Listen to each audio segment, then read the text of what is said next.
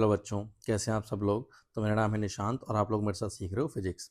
आज के सेशन में अपन डिस्कस करने वाले हैं एस सी वर्मा का थर्ड चैप्टर वॉल्यूम 1 का रेस्ट एंड मोशन काइनेमेटिक्स पे बेस्ड। ठीक है, चलिए स्टार्ट करते हैं फिर। क्वेश्चन नंबर 1 क्या है? A motor car is going due north at a speed of 50 kilometre per our. तो जब भी आपको नॉर्थ साउथ की बात की जाए तो आप सबसे पहले तो आप ये न्यूज ड्रॉ कर लीजिए। ठीक है, ध्यान देना, यहाँ पे कुछ सवालों में हमको वर्टिकली अपवर्ड डायरेक्शन भी मिल सकती है। तो वर्टिकली अपवर्ड को मैं इस तरीके से डॉट से और डाउनवर्ड को क्रॉस से रिप्रेजेंट करूंगा। ठीक है, और न्यूज ये चारों डायरेक्शन जो होती हैं वो हमेशा ही हॉरिजॉन्टल प्लेन में होती हैं। ठीक है, आगे क्या बोला है कि वो 50 किलोमीटर पर आवर से नॉर्थ की तरफ जा रहा है। ठीक है, वो उसकी शुरुआत में जो स्पीड है, जो वेलोसिटी है शुरुआत में, वो है हमारे पास वी इनिशियल दे 50 किलोमीटर पर आवर नॉर्थ की तरफ। आगे क्या बोला है? It makes a 90 degree left turn without changing the speed. अब स्पीड तो चेंज हुई नहीं है, और यहाँ से लेफ्ट टर्न जब ये लेगा 90 डिग्री का तो उसकी फाइनल वेलोसिटी हो जाएगी टुवार्ड्स वेस्ट।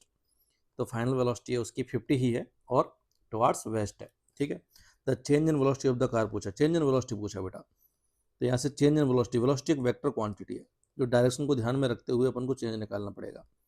तो फाइनल वेलोसिटी तो कितनी हो गई? एक बार के लिए इसको अगर मैं आई कैप मान लूँ और इसको अगर जे कैप मान लो तो फाइनल वेलोसिटी तो हो गई माइनस का 50 आई कैप माइनस इनिशियल वेलोसिटी है 50 जे कैप। तो यहाँ से हमारे पास जो चेंज आ रहा है वो ये आ गया। क्लियर? माइनस 50 आई कैप माइनस 50 जे कैप। अगर मैं इस चेंज वाले वेक्टर को ड्रॉ करूँ तो इसका एक्स कंपोनेंट है माइनस में, ठीक है, और वाई कंपोनेंट भी है, वाई कंपोनेंट भी है माइनस में। तो एग्जैक्टली बीचों बीच, मतलब साउथ वेस्ट में इसकी डायरेक्शन होगी। तो जो चेंज इन वेक्टर है वो तो साउथ वेस्ट में होगा। तो आंसर तो सीधा ही पता लग गया अपन को। आगे अगर अपन देखें तो इसका मैग्नीट्यूड कितना है? तो इसका मैग्नीट्यूड हो जाएगा हमारे पास, ये भी 50 और ये भी 50 है, तो रूट 50 का स्क्वायर प्लस रूट 50 का स्क्वायर से ये आ गया हमारे पास 50√2। इतना मैग्नीट्यूड होगा टुवार्ड साउथ वेस्ट, जहाँ √2 की वैल्यू होती है 1.414। ठीक है, इसमें अप्रॉक्स पूछा हुआ है तो मैं 1.4 मान लेता हूँ। तो ये वैल्यू आ गई हमारे पास 70 kilometre per our towards south west. तो कौन सा हो जाएगा?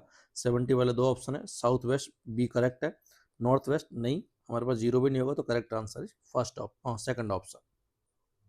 क्वेश्चन नंबर 2 देखिए। फिगर जो है हमको shows the displacement time graph of a particle moving on the x axis. ये हमको एक्स टी ग्राफ दे रखा है अपना हमारे पास। ठीक है, डिस्प्लेसमेंट टाइम ग्राफ दे रखा है और बोला है कि इसके मोशन पे कमेंट कीजिए भाई। तो देखो, अगर इस ग्राफ को तुम पढ़ो तो शुरुआत में डिस्प्लेसमेंट लीनियरली इंक्रीज हुआ है, मतलब शुरुआत में डिस्प्लेसमेंट लीनियरली बढ़ता गया है और तीनों टाइम तक डिस्प्लेसमेंट इंक्रीज हुआ है। तीनों टाइम के बाद में डिस्प्लेसमेंट कांस्टेंट हो गया, मतलब पार्टिकल का मूवमेंट रुक गया। क्लियर? तो अगर मैं इसका मोशन पढ़ूँ तो हुआ क्या है, तीनों टाइम तक, क्योंकि इस एक्स टी ग्राफ का स्लोप कांस्टेंट और एक्स टी ग्राफ का स्लोप वेलोसिटी देता है, मतलब जीरो से लेके तीनों टाइम तक तो उसने यूनिफॉर्म वेलोसिटी से मूवमेंट की है, कांस्टेंट वेलोसिटी से मूव की है। और उसके बाद में इसका स्लोप जीरो हो गया, तो जब टाइम टी नोट से ज़्यादा है तो उस टाइम इसकी वेलोसिटी जीरो है, तो उसके आगे रेस्ट पे रखा हुआ है। Clear?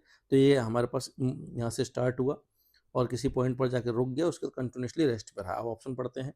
The particle is continuously going in the positive x direction. नहीं भाई, कंटिन्यूसली नहीं जा रहा है, एक टाइम पे जाकर रुक गया है। The particle is at rest, हमेशा रेस्ट पे नहीं है, टी नोट के बाद में रेस्ट पे है। The velocity increase up to time t naught, नहीं वेलोसिटी इंक्रीज नहीं हुई है, कांस्टेंट वेलोसिटी से गया है, डिस्प्लेसमेंट इंक्रीज हुआ है, तो ये भी रॉन्ग हो गया। The particle moves at a constant velocity up to time t naught, बिल्कुल सही बात है, टी नोट टाइम तक इसने कांस्टेंट वेलोसिटी से मूवमेंट किए एंड देन स्टॉप, बिल्कुल ये भी सही बात है। तो correct option is D option. Question number 3 देखिए। A particle has a velocity u towards east at t equal to 0। t equal to 0 पे यहाँ कोई पार्टिकल है, उसकी वेलोसिटी ईस्ट की तरफ है u। It's acceleration is towards waste and is constant. Uniform इसको एक्सीलरेशन वेस्ट की तरफ मिला तो ये रिटार्डेशन का काम करेगा, इसका मैग्नीट्यूड गिवन नहीं है। Let x A and x B be the magnitude, magnitude बोले ना कि वेक्टर डिस्प्लेसमेंट के हमारे पास in first 10 second and the next 10 second. शुरुआत के 10 और अगले नेक्स्ट 10 सेकंड में डिस्प्लेसमेंट के मैग्नीट्यूड पे कमेंट कर दिए। तो देखो, हमको एक्सीलरेशन का मैग्नीट्यूड नहीं दे रखा। तो अगर मान लो क्या क्या पॉसिबिलिटी हो सकती है कि अगर मान लो इसका स्टॉपिंग टाइम जो है, रुकने में लगा टाइम अगर 20 सेकेंड्स ही होता, तो ऐसे में तो इसकी वेलोसिटी लगातार कम होती जाती। तो पहले 10 सेकंड्स में ये ज़्यादा चलता और अगले 10 सेकंड्स में ये कम चलता। तो ऐसे में पॉसिबिलिटी हो सकती थी कि एक्स से ग्रेटर देन एक्स भी हो जाए मैग्नीट्यूड में, है ना। अगर मान लो हमारे पास ये 10 सेकंड्स में ही रुक जाता, ठीक है, अगर ये 10 सेकंड्स में ही रुक जाता तो जाते टाइम 10 सेकंड चलता और आगे 10 सेकंड में फिर वापस भी लौट आता। तो ऐसे में एक्स और एक्स बी के मैग्नीट्यूड सेम हो जाते। लेकिन अगर मान लो इससे भी कम टाइम में अगर रुक जाता, मान लो ये 2 सेकंड्स में रुक जाता, तो शुरुआत के 2 सेकंड में ये गया, फिर रिमेनिंग 4 में, रिमेनिंग 8 में यहाँ कहीं पहुँच जाता। क्लियर? और अब इसकी वेलोसिटी लगातार नेगेटिव में बढ़ती जाती। ठीक है, तो यहाँ पे शुरुआत के 10 सेकंड में तो केवल इतना डिस्प्लेसमेंट कवर किया, अगले 10 सेकंड में डिस्प्लेसमेंट काफ़ी ज़्यादा होता है इसके कंपेरिजन में, क्योंकि वेलोसिटी काफ़ी ज़्यादा बढ़ चुकी होती। तो यहाँ पे एक्स भी ग्रेटर देन भी हो सकता था एक्स से।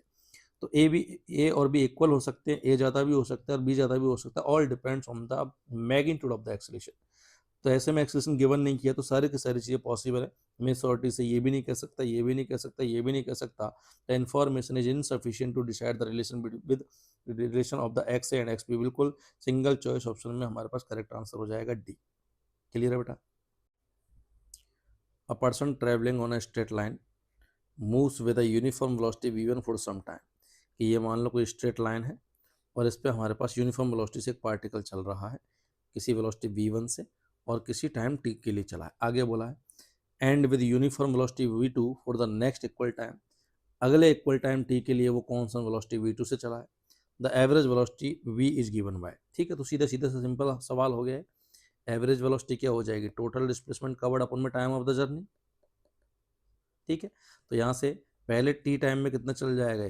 Velocity into time. ठीक है, अगले टी टाइम में कितना चल जाएगा? v2 into time. ठीक, अपॉन में टोटल टाइम जर्नी का कितना टाइम हो गया हमारे पास? 2t। तो ये कैंसिल, तो कितना आ गया? v1 plus v2/2। ठीक है, अब यहाँ दोनों की डायरेक्शन सेम है। ठीक है, तो ऐसे में सीधे सीधे तुम मैग्नीट्यूड भी लिख सकते हो, v1 प्लस v2/2। तो करेक्ट आंसर आ जाएगा यहाँ पे ए ऑप्शन। क्वेश्चन नंबर 5 देखिए। A person travelling on a straight line moves with a uniform velocity v1 for a distance x।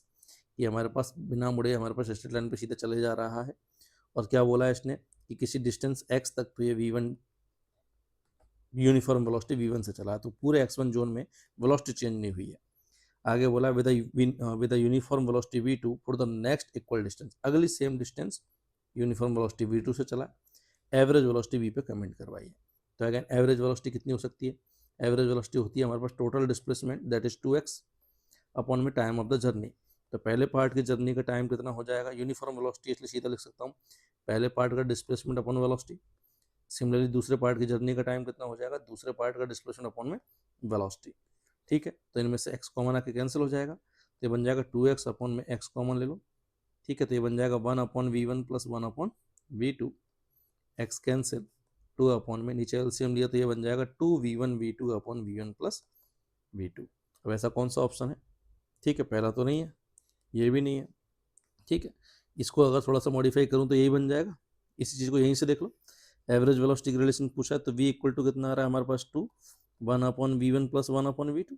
ऐसे साफ साफ नजर आ रहा है हमारे पास कि 2 अपॉन इस v को इधर डिवाइड कर दो और इसको इधर ले आओ, तो 2 upon v equal to 1 upon v1 plus 1 upon v2। Definitely C option is the correct answer.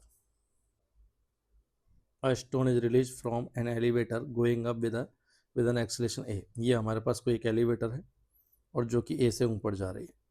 अब इसमें से हमने एक पार्टिकल को अगर रिलीज कर दिया, तो रिलीज कर दिया तो केवल और केवल इस पर ग्रेविटेशनल फोर्स लग रहा होगा mg। क्लियर? ध्यान देना, अगर यहाँ पे ये v वेलोसिटी से अगर ये एलिवेटर जा रही थी तो वेलोसिटी तो ट्रांसफर होगी due to inertia of motion, but ऐसा एक्सेलरेशन कभी भी पार्टिकल को ट्रांसफर नहीं होता। एक्सेलरेशन निकालने के लिए अपन जितने भी फोर्स लग रहे हैं, फोर्स नेट अपॉन में मास करके ही एक्सेलरेशन निकालेंगे। तो जैसे इसको रिलीज आपने किया तो केवल mg लग रहा है, तो केवल अंडर ग्रेविटी मूवमेंट कर रहा है, इसलिए इसका एक्सेलरेशन होगा g डाउनवर्ड। तो आंसर तो नो डाउट हमारे पास इसका क्या हो जाएगा? डी हो जाएगा। लेकिन अगर इसी में अगर तुमसे पूछता कि विद रेस्पेक्ट टू एलिवेटर बताइए, तो क्या करते हैं अपन? तो ऐसे में रिलेटिव निकालते। तो रिलेटिव निकालने के लिए ए का एक्सेलरेशन ठीक है, विद रेस्पेक्ट टू अगर एलिवेटर पूछ रहा होता है तो ऐसे में एलिवेटर का एक्सेलरेशन भी अपन क्या करते? इस पार्टिकल को डायरेक्शन को रिवर्स करके दे देते, तो ऐसे में g प्लस ए डाउनवर्ड नजर आता हमारे पास। क्लियर? क्वेश्चन नंबर 7 देखिए। A person standing near the edge of the top of a building throws 2 balls A and B.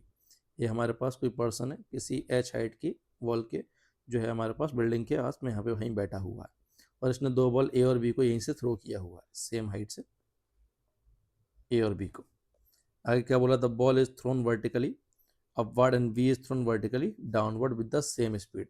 इसको मान लो यू से ऊपर फेंका और इसको यू से नीचे फेंका है। The ball A hits the ground with speed v A and the B hits the ground with v B, तो हमारे पास इनमें रिलेशन पूछा है कि इसने जब इसको हिट किया होगा यहाँ रफ्तार वी ए गिवन की हुई है, और इसने जब हिट किया तो रफ्तार वी वी गिवन की हुई है। क्लियर? तो इसको सॉल्व करने का सिंपल सा तरीका हमारे पास, एक तो तुम इसे काइनेमेटिक्स की जगह वर्क एनर्जी पावर से कर दो, ज़्यादा आसान। कैसे? कि अब किसी भी एच हाइट से अगर पार्टिकल को जरूर नहीं ऊपर और नीचे किसी भी रैंडम एंगल यू पे अगर फेंकोगे, तो एच हाइट गिरने के बाद यहाँ उसकी वेलोसिटी आप सीधा मैकेनिकल एनर्जी कंजर्वेशन से निकाल सकते हो। कैसे? कि जब ये इस टॉप हाइट पे था तो उस टाइम इसकी काइनेटिक एनर्जी कितनी थी, हाफ एम यू स्क्वायर, में पोटेंशियल को जीरो मान लेता हूँ। और जब ये बॉटम पे पहुंचा यहाँ पे तो काइनेटिक तो हो गई हाफ एम वी स्क्वायर, और पोटेंशियल एनर्जी ग्रेविटी की रिड्यूस हो गई कितनी, माइनस एम जी एच। तो यहाँ से इसको अगर सॉल्व करें तो ये आ जाएगा हमारे पास u square by two equal to v square by two minus g h, two से मल्टीपल कर दो तो u square equal to v square minus two g h. तो वी की वैल्यू आ रही है u square plus two g h का रूट। क्लियर है? तो ऐसे में इस चीज़ पर डिपेंड नहीं करेगी तुम कितने एंगल पे फेंक रहे हो। अगर हाइट इनकी अगर सेम है तो इन दोनों पार्टिकल्स के लिए हिटिंग स्पीड जो है वो सेम होगी, तो आंसर तो हमारे पास डेफिनेटली क्या हो जाएगा, सी ऑप्शन हो जाएगा। ठीक है बेटा? बाकी अगर आप इसको काइनेमेटिक्स से अगर करना चाहो तो काइनेमेटिक्स से करने के लिए ना थोड़ी सी कैलकुलेशन इसमें बढ़ जाएगी। अपन क्या करेंगे, यहाँ से किसी एच हाइट पे अगर मैं पार्टिकल को ऊपर प्रोजेक्ट कर रहा हूँ यू से, ठीक है, काइनेमेटिक्स से भी कर सकते हो। यू से अगर अपन ने प्रोजेक्ट किया तो सीधा सीधा रिजल्ट अपन को याद है क्या, कि जब ये सेम लेवल पे वापस लौटेगा तो यहाँ भी स्पीड इसकी यू होगी। क्लियर? और इसको भी जब तुमने फेंका तो ये भी यू है, तो दोनों सवाल बिल्कुल सेम टू सेम ही हो गए। क्लियर? कि इसका अगर यहाँ से स्टार्टिंग अगर मानो यहाँ से ये यू से जा रहा है, ये भी यहाँ से यू से जा रहा है, तो डेफिनेटली हिट करते टाइम भी दोनों की रफ्तार क्या हो जाएगी, सेम हाइट के लिए सेम ही हो जाएगी। तो उससे भी तुम बोल सकते हो कि ऑप्शन सी ही आंसर आएगा। क्वेश्चन नंबर 8 देखिए, in a projectile motion the velocity is always perpendicular to the acceleration. Perpendicular पे कमेंट करवाइए। तो देखो सीधे सीधा से स्टैंडर्ड रिजल्ट है इसका, कि अगर मैं ग्राउंड से किसी पार्टिकल को यू से अगर प्रोजेक्ट करता हूँ तो इस तरीके से वो नीचे आ रहा है। तो अगर ये theta greater than equal to 45 हुआ, ठीक है, लेस देन 45 पे कभी भी कोई इंस्टेंट नहीं मिलेगा कि वी और यू परपेंडिकुलर हो जाए। तो अगर थीटा हमारे पास ग्रेटर देन इक्वल टू 45 हुआ तो एक ऐसा मूवमेंट मिलेगा हमारे पास जिसमें वेलोसिटी जो है इंस्टेंटेनियस वेलोसिटी यू की क्या हो जाए, परपेंडिकुलर हो जाए। प्रिसाइजली अगर बोलूँ तो अगर हमारे पास थीटा इक्वल टू मान लो, अगर थीटा इक्वल टू एग्जिट 45 के लिए बात करूँ, एग्जिट 45 अगर लिया है मैंने तो वो इंस्टेंट होगा यहाँ वाला। ठीक है, कि जब हमारे पास ये भी अगर 45 से प्रोजेक्ट किया तो हिट करते टाइम भी 45 होगा, तो जस्ट ग्राउंड पे हिट करते टाइम वी और यू परपेंडिकुलर होंगे। लेकिन अगर तुमने 45 से ज़्यादा से प्रोजेक्ट किया है तो ये ऊपर कहीं यहीं पे इंस्टेंट मिल जाएगा वो, जब वी और यू के हो जाएंगे एक दूसरे के परपेंडिकुलर। इवन इस टाइम की वैल्यू भी कितनी होती है हमारे पास, u upon g sine theta time होता है वो, ध्यान देना। थीटा लेस देन 45 पे कभी भी नहीं होगा। अब इसने क्या बोला है कि is always perpendicular to the acceleration, no. Is never perpendicular to the acceleration, no. इसने कोई भी थीटा नहीं दे रखा, तो जनरल केस के लिए चार ऑप्शन पढ़ते हैं एक बार। Is perpendicular to the acceleration for one instant only, बिल्कुल ये हो सकता है। Is perpendicular to the acceleration और द टू इंस्टेंट, नो, ये नहीं होगा। तो इसमें definitely correct answer is only C option. Question number 9 देखिए, two bullets are fired simultaneously horizontally. हमने क्या किया, किसी हाइट एच से हमने बुलेट्स को फायर किया यू, ठीक है, तो ये तो हॉरिजॉन्टल प्रोजेक्शन का पार्ट हो गया। तो आगे क्या बोला है, and with the different speed, दोनों की वेलोसिटी भी अलग अलग है, ठीक है, u1 u2 रही होंगी, सेम प्लेस से फायर किया है। Which bullet will hit the ground first. तो देखो ये हॉरिजॉन्टल प्रोजेक्टल मोशन में क्या होता है हमारे पास, टाइम ऑफ फ्लाइट अगर ध्यान से देखो तो यू वाई तो जीरो है, वाई का इनिशियल वेलोसिटी का वाई कंपोनेंट जीरो है, तो टाइम ऑफ फ्लाइट सीधा हाइट पर डिपेंड करेगा केवल, that is root two h upon g. Clear? क्योंकि दोनों को सेम हाइट से प्रोजेक्ट किया गया, तो ऐसे में कितना ही यू हो अलग अलग हो भले ही, तो ऐसे में दोनों का टाइम ऑफ फ्लाइट सेम होगा, यू पर डिपेंड नहीं करेगा और मास पे भी डिपेंड नहीं करेगा। हाँ, यू की वजह से रेंज में फर्क पड़ेगा, जिसका यू ज़्यादा उसकी रेंज ज़्यादा हो जाएगी हमारे पास। तो क्या बोला है, टाइम ऑफ फ्लाइट पर कमेंट करवानी है तो फास्टर वन पहले पहुंचेगी नहीं, स्लोअर वन नहीं, both will reach simultaneously. Yes, बिल्कुल करेक्ट बात है। Depends on the mass is नहीं, टाइम पीरियड मास पर डिपेंड नहीं करेगा, तो answer is only C option. Question number 10 देखिए, the range of a projectile fired at angle of 15 degree is 50 metre. 15 degree पे 50 आई है। If it is fired with the same speed at an angle of 45, तो range कितनी होगी। तो देखो range का formula होता है हमारे पास u square sine two theta upon g, ठीक है, जहाँ थीटा प्रोजेक्शन एंगल है। अब ये 45, ये हमारे पास जब थीटा 15 डिग्री है तो ये आया है 50 मीटर। तो यहाँ से u square upon g, sine की 15 वैल्यू रखो तो ये साइन 30 बन जाएगा। साइन 30 की वैल्यू को मैं सीधा यहीं पे रिप्लेस कर देता हूँ, 1/2, तो 2 मल्टीपल होकर यू स्क्वायर अपॉन जी की वैल्यू कितनी आ रही है, 100 मीटर। अब अगर 45 पे प्रोजेक्ट करोगे तो रेंज मैक्सिमम होती है, कितनी आएगी, u square upon g sine 2 into 45 बन जाएगा 90, तो ये तो 1 हो गया, तो यू स्क्वायर अपॉन जी ही आ जाएगी जिसकी वैल्यू है 100 मीटर। तो ऐसे में 45 पे 100 मीटर रेंज होगी, मतलब D option is the answer. Two projectiles A and B are projected with the angle of projection 15 and for the projection projectile A and 45 for the projectile B. If RA and RB the horizontal range for the two projectiles, then relation बताना क्या होगा। तो देखो एक को यहाँ से हमने 15 पे प्रोजेक्ट किया है और एक को 45 पे, तो मन कर रहा होगा कि सर जब 45 होता है तब तो रेंज मैक्सिमम होती है, तो R2 पक्का जो है हमारे पास, RB पक्का जो है वो RA से तो ज़्यादा होना चाहिए, तो आंसर हो जाना चाहिए हमारे पास आर बी ज़्यादा हो जाना चाहिए, मतलब फर्स्ट ऑप्शन आंसर हो जाना चाहिए। लेकिन ये गलत है, क्यों? क्योंकि देखो बेटा तुम्हें यू नहीं दे रखा, उसने ये नहीं कहा कि इनिशियल वेलोसिटी सेम है, तो जब तक इनिशियल वेलोसिटी की इन्फॉर्मेशन नहीं है तो अपन गारंटी से नहीं कह सकते किसकी रेंज ज़्यादा होगी।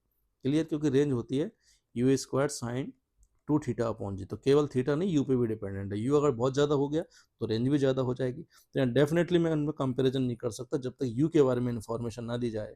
तो आंसर होगा हमारे पास fourth option, the information is insufficient to decide the relation of the R A with R B. अगर यू सेम देता तो डेफिनेटली आंसर हमारे पास फर्स्ट ऑप्शन हो जाता।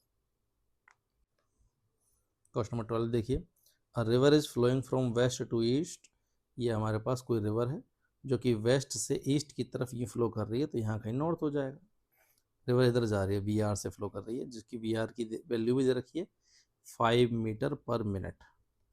आगे बोला a man on the south bank, यहाँ कहीं साउथ बैंक पे एक मैन है, of the river capable of the swimming at a rate 10 metre per minute. तो ये हमारे पास मैन की रफ्तार दे रखी है with respect to water river, क्योंकि इसकी कैपेबिलिटी बता रखी है, तो जो कितनी है 10 मीटर पर मिनट है। आगे बोला है in still water, still water में ठीक है, स्टिल वाटर में रफ्तार मतलब उस बॉडी के रेस्पेक्ट में रफ्तार, मतलब वाटर के रेस्पेक्ट में रफ्तार, ठीक है। Wants to swim across the river in the shortest time, तो किधर उसे ही should swim in a direction. देखो अगर मिनिमम टाइम में वो क्रॉस करना चाहता है तो उसे पूरा का पूरा अपना रिलेटिव वेलोसिटी जो है वो हमारे पास रिवर बैंक के परपेंडिकुलर में देना पड़ेगा, तभी जाके वो शॉर्टेस्ट टाइम में पहुंच पाएगा।